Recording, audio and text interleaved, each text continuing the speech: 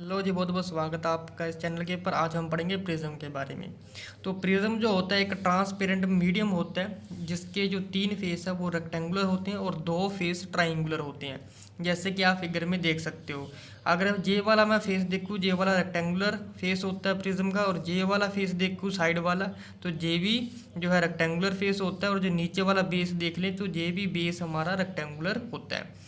अगर हम बेटा फ्रंट वाला फेस देख के, वो ट्राइंगल शेप का होता है। जो पीछे वाला जो है पोर्शन है प्रिज्म का, वो भी क्या होता है, ट्राइंगल शेप का ही होता है। इस प्रिज्म में जो होते हैं अभी 2 फेस जो होते हैं रेक्टेंगुलर फेसेस जैसे बोलते हैं हम, वो रिफ्रैक्टिंग फेस होते हैं। ये वाला जो हमारा रेक्टेंगुलर फेस है यही रिफ्रैक्टिंग सरफेस होगा, या ये वाला रिफ्रैक्टिंग फेस होगा। बाकी के जो 2 फेस होते हैं, बाकी के जाने कहने का मतलब है कि बाकी का जो थर्ड रेक्टेंगुलर ये वाला तीसरा जो फेस है हमारा, वो फेस रेक्टेंगुलर बेस बनाता है प्रिज्म का। ठीक है। अब जे वाला जो हमारा रिफ्रैक्टिंग फेस है और एक जे वाला रिफ्रैक्टिंग फेस है, अगर हम इन दोनों को ज्वाइन कर दे, ज्वाइन करने के बाद एक एंगल निकल के आता है, दैट इज जे वाला एंगल ए। इसे हम बोल देते हैं एंगल ऑफ प्रिज्म। इसे हम क्या बोल देते हैं बेटा, एंगल ऑफ प्रिज्म। ठीक है जी। तो एक सेक्शन होता है, section of prism cut by a plane at right angle to the refracting edge of the prism is known as principal section of prism. तो in the figure 10.4 A B C is the principal section of prism. तो principal section of prism क्या है बेटा, जो A B और सी है, plane को जो इस तरीके से राइट एंगल के ऊपर कट करता है, ठीक है, उसे हम क्या बोल देते हैं बेटा, वो होता है प्रिंसिपल सेक्शन, यानी कि ए बी सी जे प्रिज्म का। ठीक है। नेक्स्ट हम पढ़ेंगे रिफ्रैक्शन थ्रू प्रिज्म। प्रिज्म के थ्रू रिफ्रैक्शन कैसे होती है। तो सबसे पहले हम करेंगे क्या कि इस तरीके से हम एक प्रिज्म ड्रॉ कर लेंगे। ठीक है जी। तो प्रिज्म में 2 सरफेस जो होते हैं वो रिफ्रैक्टिंग होते हैं। इसमें जो ए बी है जे रिफ्रैक्टिंग सरफेस आ जाएगा, ए सी जे रिफ्रैक्टिंग सरफेस आ जाएगा। जो एंगल ए है हमारा, जहाँ पर एंगल ऑफ प्रिज्म हो जाएगा। होता क्या है कि जब जो लाइट आएगी, लाइट पी क्यू आएगी, पी क्यू इंसिडेंट करेगी ए बी फेस के ऊपर। तो ए बी फेस के ऊपर क्यू पॉइंट के ऊपर इंसिडेंट कर रही है, इसलिए हम क्यू पॉइंट को पॉइंट ऑफ इंसिडेंट बोल देते हैं। अब यहाँ से एक सरफेस के अलोंग क्या कर देंगे, नॉर्मल ड्रॉ कर देंगे, जो कि एन ओ हो जाएगा। ठीक है जी। अब इंसिडेंट रे और नॉर्मल के बीच एक एंगल बनता है, that is angle of incident, जिसे एंगल ऑफ आई के नाम से यहाँ पर डिनोट किया हुआ है।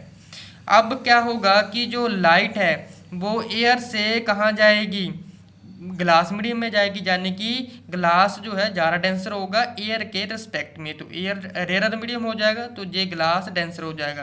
तो लाइट जाएगी rare medium to denser medium. जब कभी भी लाइट रेयर टू डेंसर जाती है टुवर्ड्स द नॉर्मल जाएगी, तो ये सीधी इस तरीके से हो जाएगी, यहाँ से क्यू आर के अलोंग लाइट ए सी सरफेस के ऊपर पड़ेगी। ठीक है, ए सी सरफेस को जहाँ पर पड़ेगी तो आर वो पॉइंट हो जाएगा। ठीक है। अब क्या होगा कि जे हमारा नॉर्मल है और जे रिफ्रैक्टेड रे आ रही है, इसके बीच एंगल बनेगा, दैट इज R1। अब जे रिफ्रैक्टेड रे है, ठीक है, अब जे जो रिफ्रैक्टेड रे आ रही है वो AC फेस के लिए इंसिडेंट रे का काम करेगी। ठीक है, इसलिए हम यहाँ से क्या करेंगे, यहाँ से एक नॉर्मल ड्रॉ कर देंगे। नॉर्मल ड्रॉ करने के बाद अब ये डेंसर मीडियम से रेयर मीडियम की तरफ जाएगी। इसकी तरफ जब जाएगी लाइट तो बेंड हो जाएगी अवे फ्रॉम द नॉर्मल। क्यों, क्योंकि रेयर मीडियम था, अब रेयर से डेंसर मीडियम में ये चीज़ जा रही है, तो बेंड हो जाएगी अवे फ्रॉम द नॉर्मल। अब ये जो लाइट बेंड हो रही है, यानी कि RS रे जा रही है, अलोंग RS जा रही है, इस RS रे को हम इमर्जेंस रे बोल देते हैं। और ये नॉर्मल है और ये इमर्जेंस है, इसके बीच एंगल बनता है, दैट इज इमर्जेंट एंगल। अब जी R2 जो है तो रिफ्रैक्शन ही हो रही है, तो ये वाला एंगल जो होगा हमारा नॉर्मल, और इसके लिए जो इंसिडेंट रे आ रही है इसके लिए जो एंगल हो जाएगा R2। ठीक है।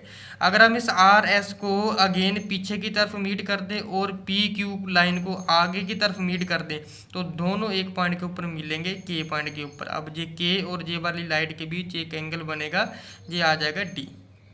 ठीक है जी। ये सब कुछ जो है इसमें लिखा हुआ है, किस तरीके रिफ्रैक्शन होती है, जो मैंने आपको बताया वही चीज़ इसमें लिखी हुई है। अब नेक्स्ट चीज़ आ जाती है deviation through the prism and angle of deviation. कह रहा है कि in the absence of prism, अगर हमारा प्रिज्म नहीं होता, जो इंसिडेंट रे पी क्यू है वो ट्रेवल कर जाती क्यू के टी के लोग, यानी कि जब प्रिज्म अगर नहीं होता तो पी क्यू जो रे है वो सीधे ट्रेवल कर जाती के टी के लोग, ऐसे ही सीधी चली जाती। On the other hand the emergent ray would come from point K if there were no prism. अगर प्रिज्म नहीं होता जो RS भी कुछ इस तरीके से ऐसे चली जाती लाइट। अब it show that the incident ray PQ, जो इंसिडेंट रे आ रही है PQ एंड अलोंग बेंड हो जाएगी अलोंग किसके RS के। तो RS के अलोंग जो इस तरीके से बेंड हो जाएगी जो PQ रे आ रही है after passing through the prism, prism के थ्रू जब पास होगी वो। तो this is known as deviation of the ray of light from through the prism. इसी को हम क्या बोल देते हैं, लाइट की डेविएशन बोल देते हैं थ्रू प्रिज्म। ठीक है जी।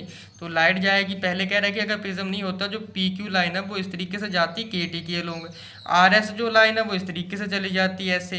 तो लाइट इस तरीके से लेकर यहाँ से यहाँ तक जाती। तो इसी को जो ये एंगल बना के इधर आई है, ठीक है लाइट, तो इसी को हम क्या बोल देते हैं, डेविएशन। ये D होता है, D को हम एंगल ऑफ डेविएशन बोल देते हैं। ठीक है जी। अब जो वैल्यू है वो किस तरीके से निकाली जाती है। अब prism it can be shown that, ये प्रिज्म के लिए क्या होता है कि अगर एंगल A और एंगल D हम दोनों को ज्वाइन कर दे तो ये किसके बराबर आती है, I + E के बराबर। ठीक है, I हमारा इंसिडेंट एंगल होता है, E हमारा एमर्जेंट एंगल होता है। तो एंगल A की वैल्यू क्या होती है, R1 + R2, यानी कि ये वाला एंगल अगर ये वाला एंगल इन दोनों को हम जोड़ दे तो एंगल A की वैल्यू आ जाएगी। ठीक है जी। इसके बाद नेक्स्ट हम पढ़ेंगे dispersion of white light into glass prism. अब प्रिज्म के थ्रू किस तरीके से डिस्पर्शन होती है लाइट की वो पढ़ेंगे।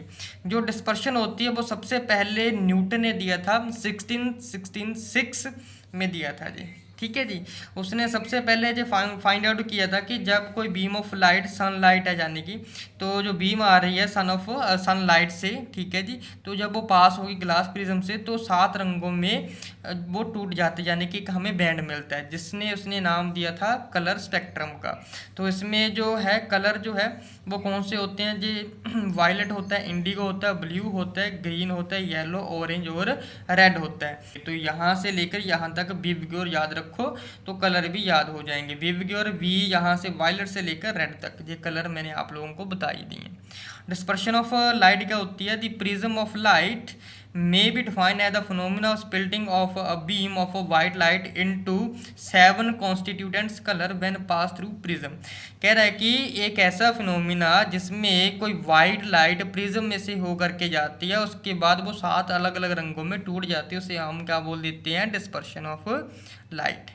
स्पेक्ट्रम क्या होता है, band of 7 colour obtain by splitting of by light by glass is known as the spectrum. तो कह रहा है कि एक बैंड होता है जो after white light passing through the prism जो ऑब्टेन होता है 7 रंगों का पैटर्न, उसी को हम क्या बोल देते हैं, स्पेक्ट्रम बोल देते हैं। तो क्या कारण होता है बेटा डिस्पर्शन का, कह रहा है कि व्हेन रे of light pass through a prism it suffer deviation. जब रे ऑफ लाइट प्रिज्म के थ्रू पास करती है तो डेविएशन सफर करती है, यानी कि बेंडिंग हो जाती है लाइट की। तो द एंगल ऑफ डेविएशन और रे ऑफ लाइट डिपेंड करती है वेवलेंथ के ऊपर और कलर ऑफ लाइट के ऊपर डिपेंड करती है वो। तो लाइट कंसिस्ट ऑफ 7 कलर, 7 रंग कंसिस्ट होते हैं लाइट में, वाइट लाइट में। तो when passed through the prism, जब प्रिज्म में से ये पास होती है तो each colour has different angle of deviation. तो हर एक कलर का अलग अलग डेविएशन होता है। ठीक है जी। On passing through prism different colour deviate through different angle. तो अलग अलग कलर अलग अलग एंगल से डेविएट होते हैं। तो these 7 colour spread out in the form of spectrum. तो यही कलर जो होते हैं स्प्रेड होके बाहर निकल जाते हैं, जिसको हम स्पेक्ट्रम बोल देते हैं, स्पेक्ट्रम ऑफ लाइट। ठीक है।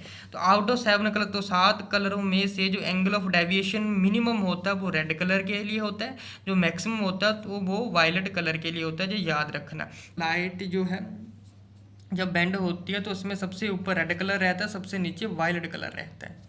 अब इसके बाद नेक्स्ट क्वेश्चन है कि sunlight consist of only 7 colour, 7 colour ही होते हैं सनलाइट में, उसके अलावा और कलर नहीं होते। तो ये भी सबसे पहले न्यूटन ने ही खोज की थी। न्यूटन ने अब क्या किया था, सबसे पहले ये तो पता लगा लिया था कि अगर वाइट लाइट प्रिज्म में से जा रही है तो 7 रंगों में टूटती है। उसने एक और एक्सपेरिमेंट किया, क्या किया कि ऐसा ही सेम प्रिज्म ले लिया, इसके आगे रखा। रखने के बाद इस एक्सपेरिमेंट में उसने क्या देखा कि जो लाइट 7 रंगों में जा रही है वही लाइट दूसरे प्रिज्म में भी जा रही है, वही लाइट दूसरे प्रिज्म में भी जा रही है, बट लेकिन उसमें कुछ भी इफेक्ट नहीं पड़ा, वो साथ के साथ ही हैं, उसमें कोई और रंग उसे मिले नहीं है। अब एक्सपेरिमेंट उसने सेकंड किया, उसने किया क्या है कि जो सेम जो है प्रिज्म लिया बट लेकिन उसकी ओरिएंटेशन चेंज कर ली, यानी कि जो आप फिगर में देख रहे हो इस तरीके से रख दी उसके सामने। तो जो लाइट 7 रंगों में टूट के आ रही थी वही लाइट जा रही थी सेकंड प्रिज्म में से। अब जब सेकंड प्रिज्म में से जा रही है, अब जो बाहर निकल रही है लाइट, अब वो वाइट लाइट में अगेन चेंज हो रही है। पहले वाइट लाइट में आई थी, 7 रंगों में टूटी, दूसरे प्रिज्म में गई, दोबारा फिर से हमें वाइट लाइट मिल रही। तो यहाँ से उसने बताया कि जो लाइट के पास जो होते हैं वो 7 कलर ही होते हैं। तो इसमें एक कंडीशन है, कह रहा है कि second prism is not identical, अगर सेकंड प्रिज्म हमारा आइडेंटिकल नहीं होता and placed in inverted position में अगर ना रखा जाए उसे, तो there will be some dispersion of light, तो उसमें कुछ ना कुछ डिस्पर्शन ऑफ लाइट रहेगा ही रहेगा।